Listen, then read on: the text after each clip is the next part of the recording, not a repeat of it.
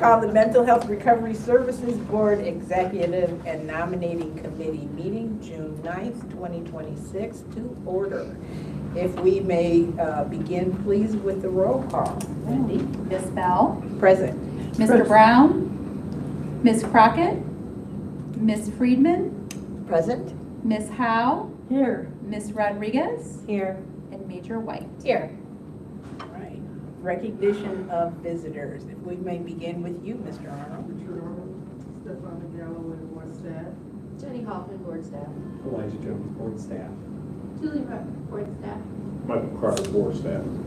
Welcome. We'll move then on to executive and nominating committee meeting minutes for April 14th, 2026. I'm assuming everyone's had a chance to look at them. If you can remember back to the 14th of April. If there are no modifications or revisions, the chair will accept a motion to approve. I motion to approve. I'll second. This meeting, we do a consensus voice vote, correct? All those in favor? Aye. Aye. Any nays? Any abstentions? Okay, motion carries. Then we'll move on to agenda item 5, Mental Health Recovery Services Board Policy Review, and that begins with, we're going to do artificial intelligence policy, and Steve is going to walk us through that. Okay, Steve. All by myself. Good afternoon, everybody. On page 4 of your packet is a motion regarding the adoption and implementation of a proposed artificial intelligence or AI policy. The proposed AI policy can actually be found on pages 5 through 8 of your packet. It's a fairly substantial policy, and as opposed to going through the entire thing, I thought it might make a little bit of sense to provide a basic kind of an overview. The policy we have on pages 5 through 8 was initially started, the core for the policy came from the Ohio Department of Behavioral Health's accepted policy, ODBH. However, this one has been refined and restructured for only operational and planning purposes, because AI can cover a whole bunch of things, obviously. So I thought it might be helpful to provide a couple brief operational definitions on what everybody says, what is AI, what's this, what's that. I thought it might make sense. We hear about Claude, we hear about ChatGPT, bots, and all this other stuff.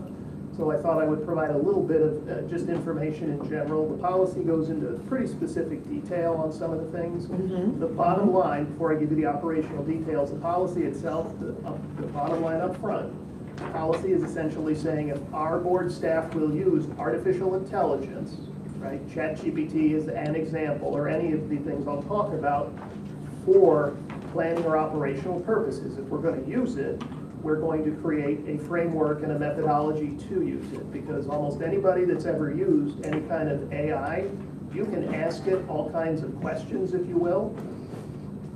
You may or may not get the answer that you thought you might. And more importantly, the biggest piece is the analog interface, the human capital, right? You can ask artificial intelligence, who is the president of Chile? Pretty easy one, and it should be able to reference a large language model and go out and say, okay, the most current president of Chile is X. However, there are a whole bunch of other components. The more complicated it is, and the more nuanced the question, the more requiring of the people to basically come back and say, no, wait a minute. And I will use a really, really good example that I found pretty helpful, and everybody that's ever worked with me, this one won't be a military story. How's that? Something different than God. My youngest child graduated from college and was applying to go to law school, and he wanted to go to Georgetown and a couple other schools, and he got an interview. And I was out and I said, okay, Google, because Google AI is a product. And I said, okay, he's got this interview. Tell me who are 3 of the top graduates of Georgetown's law school, right? Okay. And it lists William Jefferson Clinton, former president of the United States, Hillary Clinton, former Secretary of State presidential candidate, and a couple other people. Now, I'm old enough that I remember voting for Bill Clinton a long time ago, right? I remember when he was on the ballot, and I know for a fact that Bill Clinton went to Yale Law School. So I tried a different product, and I got the same result. I had said that these two individuals they both, Hillary Clinton went to Wellesley College for undergraduate. Yale Law School is where she met her husband. I know that for a fact. I had to go back and check. So a component of what we're going to do before we implement using these technologies is you don't remove the human component from it. You don't say, okay, give me an answer to this, boom, and you just post it. Another example, following the law school, last month at the Nebraska Supreme Court, an attorney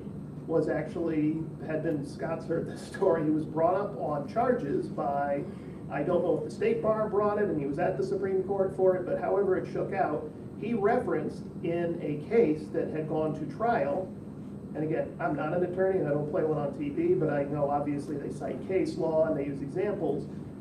He used ChatGPT was the example that they talked about it was an NPR story and I followed up with it to check. It cited non-existent cases. And he didn't take the time to do the research. Like in grad school, we called it like a literature review back in the day. He didn't do that. So part of what we're talking about, and part of the guts of the policy that we've provided to you, is saying there are all kinds of great things that can be done with artificial intelligence, but you cannot remove the human component of it. There's a whole bunch more in there, right? But those are kind of the bottom lines. So the biggest piece, we have what is called, and you approved our Data Governance Council creation during ITP, the Infrastructure Transformation Project. The creation of a Data Governance Council, which just met today as a matter of fact. The Data Governance Council is essentially director-level individuals and senior managers, anyone who uses data, and we get together and we make recommendations to the executive director on, okay, this technology, this is how we're going to do stuff. Should we be collecting this? What are the ramifications for collecting that? As it's been very helpful, and we've been meeting for probably the past 4 or 5 months, every month, consistently. Now, the Data Governance Council will be read into and is actually part of the policy on pages 5 through 8, essentially saying, okay, we're going to review, if you're going to start using AI to do any of the things with your job, there's a couple things. The Data Governance Council is going to look at, okay, why do you want to do it? Basically broad outlines of should you just use it. And if you're going to use it, we create a methodology and then we create a training so you don't just say, oh yeah, that's fine. ChatGPT said, Hillary Clinton graduated from Georgetown Law School. Did you check? You just put this out in an official document from the board saying that X, Y, or Z. Oh, you didn't check it. Those are it kind of covers training and it covers utilization for the very specific uses of planning and operations only. We are not talking about anything as far as treatment. We are not talking about any of those things, and that is not what this policy does. But essentially, what is an AI model? An AI model is a computer program trained to perform specific tasks by analyzing large amounts of data. For example, an AI model might predict weather patterns, identify objects in photos, or generate text. The model is essentially the set of rules the computer, the very important rules the computer learns from. Data allowing it to make predictions or decisions without being explicitly programmed for each case, right? Essentially, there's 2 kinds of artificial intelligence out there. There's consumer products and AI, there's consumer productivity AI platforms and enterprise cloud and cloud AI platforms. We are functionally, with this policy, it covers everything, but we are very likely not going to actually be doing enterprise and cloud AI platform development. That's not what we're going to do. The biggest piece that we will be doing would be consumer and productivity AI platform utilization, which was the examples ChatGPT by OpenAI, Claude by Anthropic, if you've heard of them. These are examples. Google Gemini, and by the way, if you use Google and you pull Google up and you type something into it, Google has integrated Google Gemini. It's already in there. A lot of the things when you do a search are already using, and they're large language models. The machines aren't truly thinking. They're just looking at really large data sets, going through them really, really fast, because while they can't think faster than a human being, they can do repetitive functions faster than a human being can, right? Okay, Microsoft Copilot. Does anybody here use a Microsoft product? You probably see Copilot somewhere, and the big issue with it is nobody seems to like it because the results have not been what Microsoft so far has hoped for. Is pretty much what they're going to show. For enterprise development platforms, just to give you an idea, and then we can take a look at the policy and ask any specific questions. Microsoft Azure, which we have, they have an AI for it. They have an artificial intelligence. We don't have a license for it, we don't use it, but it does exist. Amazon Web Services, AWS, now has their own artificial intelligence. Google Cloud, Vertex exists. IBM Watson, some of you may have heard of that. It ties all the way back to Big Blue and the computer that could beat people playing chess, Gary Kaspersky, that kind of stuff. Okay. That was kind of the basic. I didn't want to like go into a horrible amount of detail, but I kind of wanted to give you an idea of some of the things that are out there and refining it down to our level, to a granular level, what we, as the 23 employees at the board, will use it for, how we will use it, and most importantly, because it's confidentiality is important, but most importantly, accuracy is incredibly important, right? That's without question. You can't take the people out of decision making yet. Hopefully never, but right now with this stuff, you cannot. So that's kind of the background on it I wanted to provide. Are there any questions on the policy? It's kind of dry, I won't lie. I'm going to blame the state of Ohio a little bit.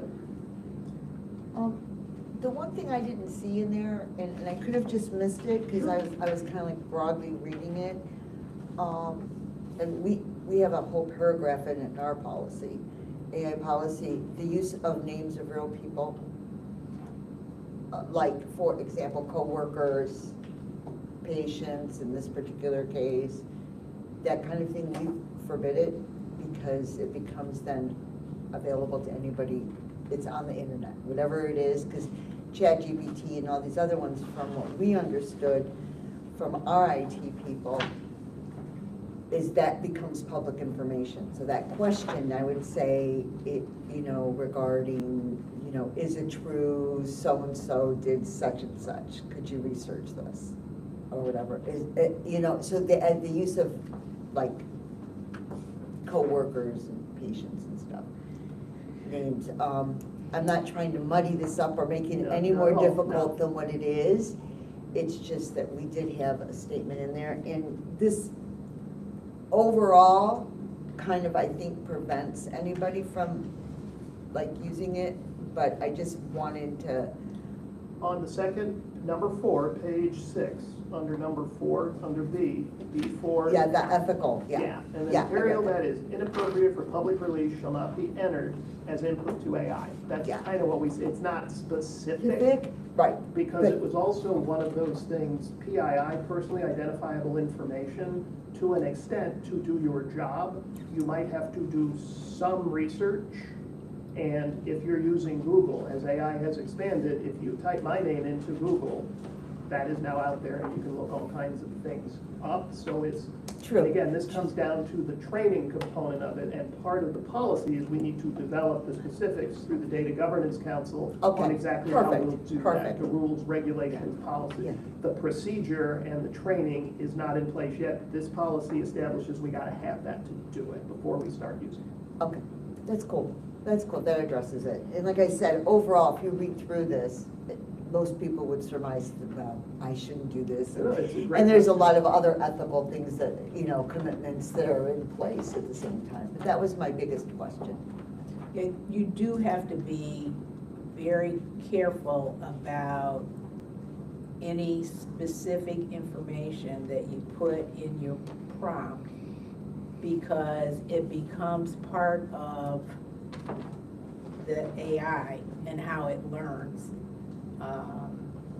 And attorneys have been cautioned, because if you give, even without the name, if you give enough identifiers,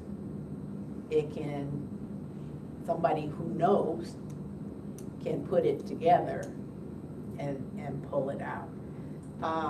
The question that I had is under C2A, the models shall not be used to collect or store personal identifiable information without the consent of the individual. Do you have a process in place for obtaining that consent and storing that consent and? That's under, to be honest, that's the council is gonna have to make the recommendation to Scott on the specifics of how we're going to do that. Okay, all right. Because, I mean, some PII, like I said, it's a little bit nebulous, and unfortunately, with the It is. explosion of the technology and the integration into nearly every search engine that is out there, Google, Bing, they all are using some degree of it, so by putting almost anyone's name into it, once it's there, it's there. So what we are going to need to, and that's part of, if the policy is approved, as we go forward, that was, we just met today, and I was bringing this up to the council, that we're going to have to go through and find best practice examples of, and there aren't a lot of organizations that have done it yet at this level, with this level of detail. I'm going to make a note for future, but we intend to work to develop the procedure and the training regimen that has to, because we can't do any of this until we have the training in place.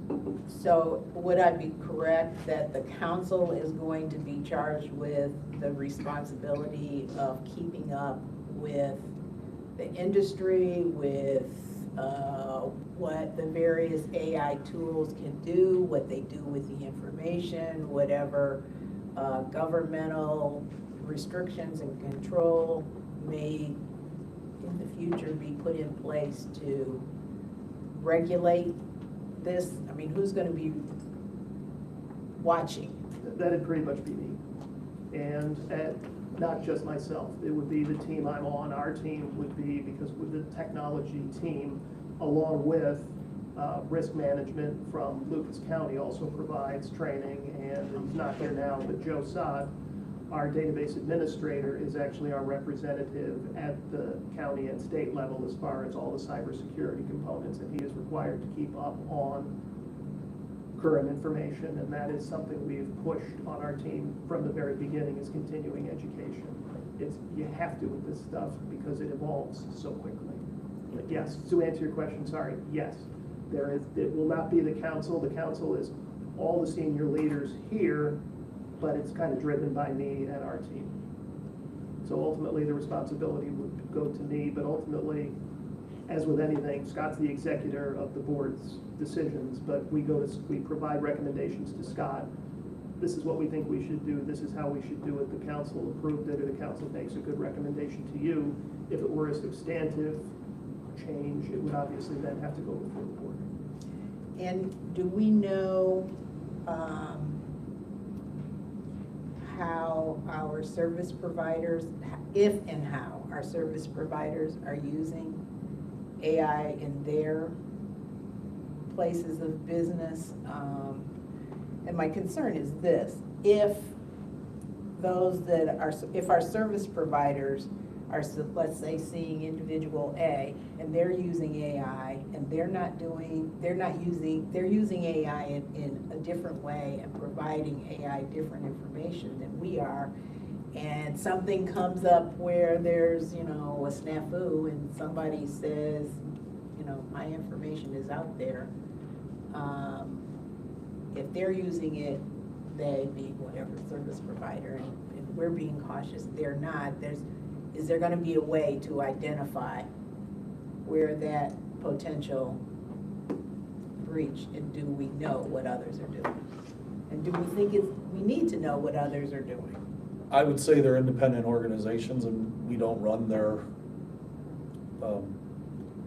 organization. So I think it's helpful to know if they're using AI in relation to their clinical services. And I can tell you at least one organization that I'm aware of does use AI related to clinical note-taking. I'm not sure if any of the other ones are doing, but that isn't the large platform base that we're talking about here. That is hidden within their, electronic health record and, behind firewalls that, they're HIPAA compliant processes. So, I think everybody is probably using AI in one way, shape, or form to do a number of different things. Whether they know it or not, which is my concern. My guess is that the administration, at least, I can't speak to others, know they're using it and they're purposefully using it. For grant applications, for letters, for, you know, summary reports, depending upon what platform you're using. It can do your social media, it can do all kind of different stuff. So the best we can do, in my opinion, is to put a policy in place, put some guardrails in place, and then manage it effectively, because it's integrating everyday life. You know, I mean, And it's affecting everything, I mean, right down to your business insurance. yeah. They want to know what your policy is. I'm like, oh. My question stems around the fact finding, you, again, validating the information.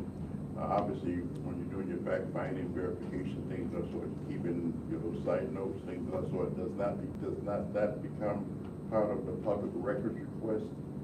Meaning that if I ask for information, how do you arrive at this information? Or did you do the fact finding? I'd like to see all that you've done, inclusive of your fact finding protocol procedure. And meaning that fact finding could have personal identification information on it. We would let the prosecutor determine what would be part of Thank you. the Yeah, public that's- records request or not, as we always do.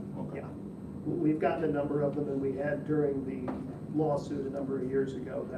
It's always a concern as far as work product goes, because Right. there are reasons there are certain things that you're not required to, that can be redacted, et cetera, but that's a great question. And So yes. that would have the obviously, so there's a policy would reference the public information request for information policy of the county, and that Yes.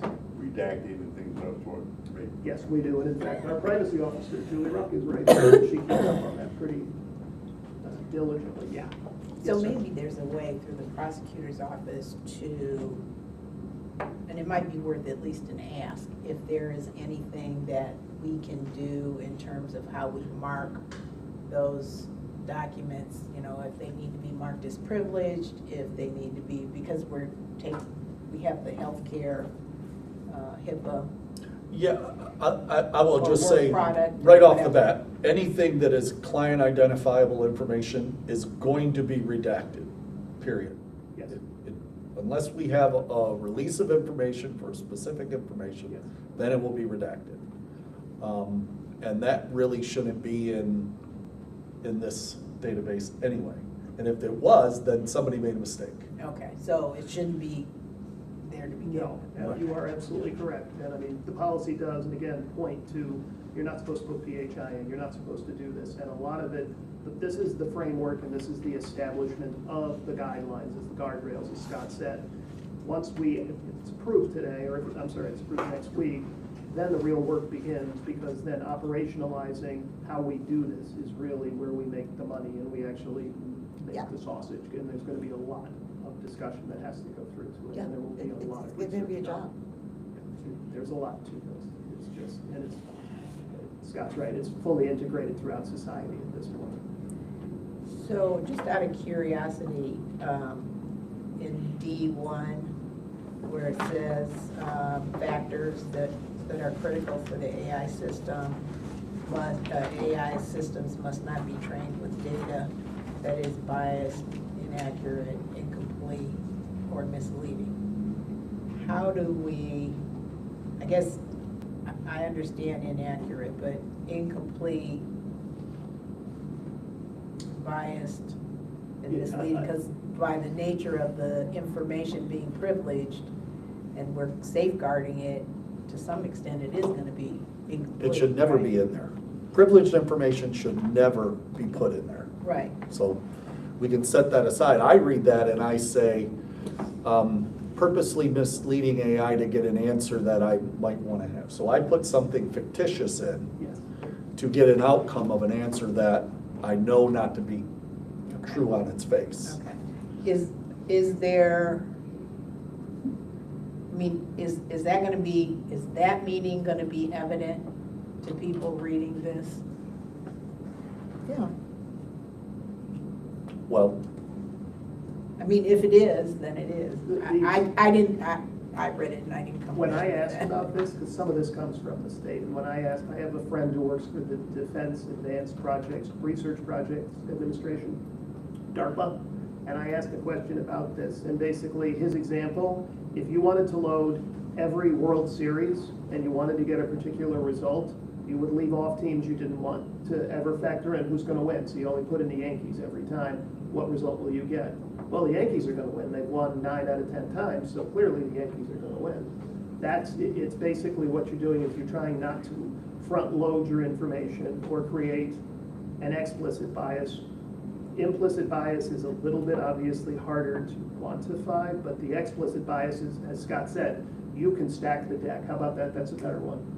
You can stack the deck in your favor by only using examples where the outcome was not favorable every single time. And again, it's the human interface and it's the training component that's listed in here that we have to do that's so critical, because this is just a tool. You know what, you can use a hammer to make a house, and you can also use a hammer to smash a vase. It's how you use the hammer, and that all comes down to how we train everybody in how to do this. Because it can be incredibly dangerous, sounds a little melodramatic, but AI can be used. And clearly, yeah. not to be melodramatic, but the US government is looking at, has had a lawsuit with Anthropic over using Claude for certain things, right? So AI is an incredibly powerful tool, but it is just that, it's a tool. And it comes down to how you're trained and how to use the tool, is how we view things. Would this be a good example, if I typed in there something to the effect of Senna robbed the bank, does that make her a robber? Potentially. Do you know what I mean? Yeah, I'm just no, trying to think of a absolutely, really yeah. simple example, and that's the one that popped into my head. And to go all the way back, for those of us who were using computing devices, automation 40 years ago, they used to call it garbage in, garbage out. If you load it with information and you know what the outcome is going to be before you even run it, the machine can only answer the questions you pose to it, and the machine can only use the information if you set it up that I want this answer, then you can make it give you the answer you wish. And that's what we don't want to do. We don't want to have the technology, we want to use the technology in as unbiased in an unbiased way as we can, I guess is the best way to describe it. My final question would be on D5. It says data validation procedures. Procedures must be in place to select. So that's, to me, is what? What is our data set going to be? How are we going to pick? We want to look at. Do we have procedures, or any said procedures must be in place? I mean, that's referencing me to. Yeah, we do not have the procedures yet in place. It's all going to, this is just creating the framework. Okay. Because the data council, this is creating a lot of work for the data council, Okay. the data governance So council. there will but- be something to follow. Yeah, there is no possible way. It's literally like turning a 10-year-old loose with a chainsaw. They could do great things with it if they had to cut down a bunch of trees, but they could also create a lot of damage, right? So we need to, as we put this, how do you do it? How do you select your data? And obviously it says up here, well, you don't use people's names. You don't use all of this information, okay? But you also can't just pick every horrible example of a car accident that occurred because X, Y, or Z. You can't pick, it's almost, the research component behind it is incredibly important. How we do that and how we select the cases to be used are nearly as important as all the other components of using the technology, I think. My last question is, remind me, please, the makeup of the Data Governance Council. I thought you might ask that. Let's see, that's my, okay. The council shall consist of the following personnel. However, council membership and size are subject to change based on organizational needs and priorities. The Director of Community Engagement and Equity, the Director of Finance, the Director of Programs and Services, the Director of Technology, Strategic Planning and Quality, electronic healthcare records, EDI system, database administrator, the manager of claims and benefits, the assistant director of finance, the manager of quality and evaluation, the assistant manager of programs and services, senior manager of technology systems. Basically, the senior leaders, it's more than a quarter of the entire staff. And it's the senior leaders who will make kind of those decisions. So it's pretty much everybody. It's not everybody, and it is, Scott does not participate because he's the arbiter and we present things to him, so it will be unbiased in the decision-making for the council. We make recommendations, he makes decisions.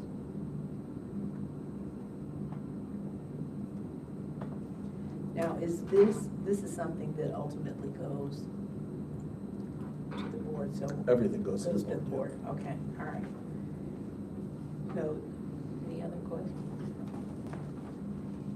All right. Is there a motion to recommend the motion? So moved. Second. Okay. All those in favor, I assume there's no more discussion, so all those in favor signify by saying aye. Aye. Any opposition? Any abstention? Motion carries. Okay, I'm next. We're ready for you. Yeah. His job was to tire you out. Thank you, Steve. Thank you. Okay, everybody. What you have in front of you is a couple of new, or a couple other policies that we've been evaluating. I think it's no secret that with the change in our strategic planning direction and some of the decisions and recommendations that we put out in front of you, you could have anticipated that we would be bringing the DEI and B policy forward for rescission based on the change in direction to access and action, and the strategic plan that it identified, also federal guidelines and environment have us at odds with certain documents that we have to sign for federal funding, and the general environment of moving away from standalone DEI and B policies. As I say that, I want to make sure that you all understand that the protections of anti-discrimination, reasonable accommodation, ADA, harassment, all are in separate policies. Those things continue. And we also remain committed to ensuring that all Lucas County residents have a meaningful access to behavioral health services. With that in mind, in advance of our access and action planning process, we will be releasing the RFP for that shortly. We wanted to fill the gap with a policy that we've identified called equal access. Happy to change the name if you like equality and access. We're not tied to any one name, but we wanted to give purpose to what we are, what the board has decided as focusing in on ensuring that everybody in our community has access to our behavioral health services, and identifying that accessibility will be a key factor when we are identifying collaborations with funders, community partners, individuals served, family members, and other stakeholders. The idea is reducing those barriers that keep people from engaging in treatment services, and then using access as a systems planning tool to make funding decisions, to improve community engagement, service monitoring, and then quality improvement. So you have a policy that has been presented for you to consider as well. So the motions on the bottom of page 9 of your packet would be to rescind the DEI and B policy effective July 1 and approve the proposed equal access policy effective July 1. So I will be happy to answer any questions you may have on it. Overall, this policy is really good. I liked the way that it covered everything and how it retained everything that is important to us. So I just, I know that it's really hard to write policy, and I just wanted to say thank you for keeping everything in that you could. So moved. Second. Before we take the vote, I for one would encourage that we use equity rather than equal, either equitable access policy or just because of the clear difference between equity and equal. We're there with that, so yeah, we'll be happy to make that change. Okay, all right. We're ready then for the vote. Is there any further discussion?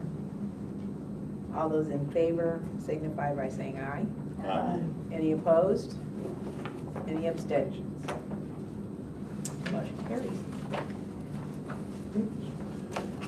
Okay. Open session. Oh, I'm sorry, trustee recruitment. I'm moving right into open session. Wanted to give you just a brief update on where we're at with trustee recruitment. As you know, I presented that we had 8 of the 18 trustees had terms expiring on June 30th, 2026. 4 county, 4 state. 3 of the county appointees could not be reappointed. Only 1 could, Major White. And on the flip side, 3 of the state appointees could be reappointed and only 1 couldn't. Drawing a blank on who that was. Katina, that's correct, Katina. So we got with everybody who could be reappointed, and all those folks have resubmitted their applications, thank you. And to date, Felissa has been reappointed, and Pastor Gordon has submitted his application to the state for appointment by a different appointing authority, and he has been reappointed as well. Waiting to hear back on both Christina and Senna. They're in process. And as of today, the county, so that would be the 4. I have reason to believe you guys will be reappointed shortly. Then the 4 county appointees, I'm pretty confident that Major White's gonna get reappointed, and then there will be 3 more Shouldn't have done it. new appointments, new trustees. I expect that I will get information on who the applicants were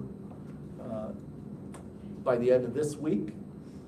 And then we're gonna have a very short window of time to make any recommendations. So as always, what I normally do is I consult with the chair and the vice chair if they're available, vet the names, and then make recommendations back to the county.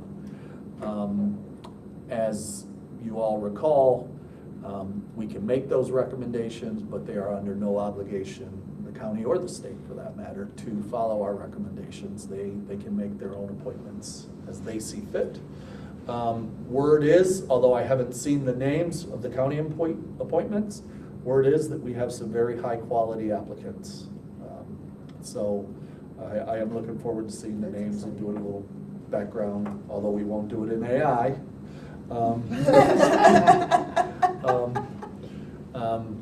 Most of the time we know a good number of the applicants. So, and of course we check for things like, are they a Lucas County resident? Do they fit within our needs for race and gender? Are they in do they have a skill set that was identified by our trustee survey as desirable? And then what other skill sets they might have. And then we always make sure that the county identifies that they are available on a Tuesday for meetings, because you can do all of that, and if you can't make a meeting, then what's the sense, right? So, so we're good with that, and we'll get that to you guys as soon as we can. All right, then we're moving on to open session.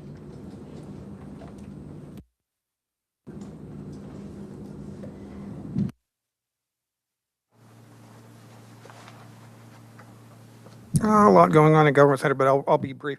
The big item that was supposed to be on the County Commissioner's agenda this morning was an amendment to the contract with DLZ Corporation. These are the people from Columbus that are going to redesign our current jail. And County Commissioners want to add 14 amendments to that contract, which was signed in January. I'm just going to read one of them. Incorporate a biophilic design approach. This approach transforms correctional environments from strictly institutional settings into normalized spaces that support well-being and rehabilitation through features such as natural light, views of nature, murals, applicable colors, natural materials, organic form.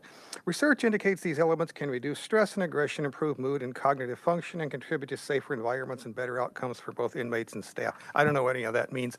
It sounds like they want to make a stay at the jail as pleasant as possible. I've paid to stay in hotels that weren't this nice. Anyway, they tabled it. They didn't give a reason. They said, we'll try and do this next week, but that's a contract with DLZ, and they want to make 14 amendments to it. As we speak, City Council should be approving the special use permit for 3300 Glendale Avenue. That is a group from Akron called Oakmont. It is going to be a charter school for up to 400 students. They are described in literature as dropouts. They've suffered trauma. They have emotional problems, things of that nature. The brief history is they went before the Plan Commission. Plan Commission asked what they usually ask: how many trees you going to plant? What's the landscaping? Then they came before City, well, no, I shouldn't say that. They were on the schedule for the zoning and planning at City Council. They didn't show. They called, said, give us another month. But that's Hobbs District. He said, no, let's just go ahead and approve it. The other council members kind of questioned that, but they went ahead and did it. Last week was their agenda review. Again, no discussion, and it's being approved tonight, unless someone wants to go first reading, which they don't usually do with zoning issues. But that's 3300 Glendale. It's at the corner of Glendale and Byrne, and it's going to be a very big charter school. And then on Thursday at 2, they have the monthly Plan Commission. The only thing I really see here, Toledo Animal Rescue at 640 Wyman Street. They've been there since 1930, but the zoning, that was before they were even annexed into the city, but there have been zoning changes and zoning laws changes, so they want to expand, and they're going to need a special use permit to do that. I don't think anyone's objecting to that, but that'll be heard at 2 o'clock on a pretty short agenda for Plan Commission on Thursday. So, thank you. Okay, next on the agenda is executive session to consider personnel issues. I move that we go into executive session. A second. Okay, Voice vote. Voice Or no, roll call, sorry. Okay. Roll call. Wendy? Major White? Yes. Ms. Rodriguez? Yes. Ms. Howe? Yes. Ms. Friedman? Yes. Mr. Brown? Yes. Okay, motion carries. Okay, folks, when we come out of executive session, there is a chance that we will be presenting a motion back in the public meeting, so just let everybody know. Oh, we're in executive session, we're gonna move into the other room. I want the directors to come with us.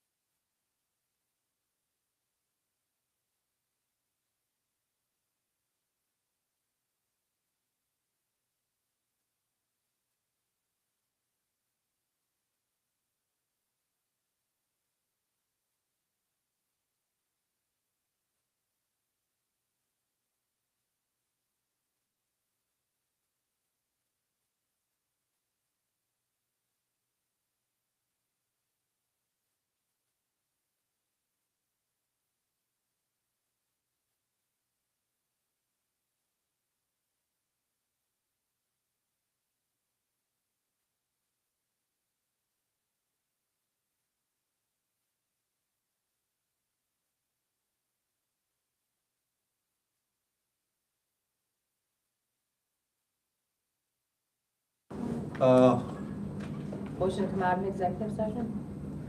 Yes. So moved? Second, is there a second? Second. You can do voice vote. All those in favor, please signify by saying aye. Aye. Any opposition? Any abstentions? Motion carries. Okay, we are now in the meeting again.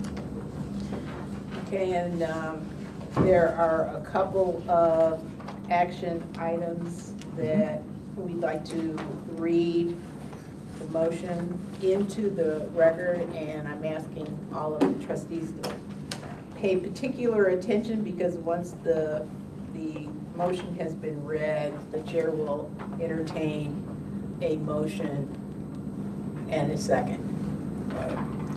So the Mental Health Recovery Services Board approves the following changes to the table of organization effective July 1, 2026. Eliminates the manager of prevention and recovery support position. Adds the position of, what did we decide to call that? System. Sam screwed me up on the first side.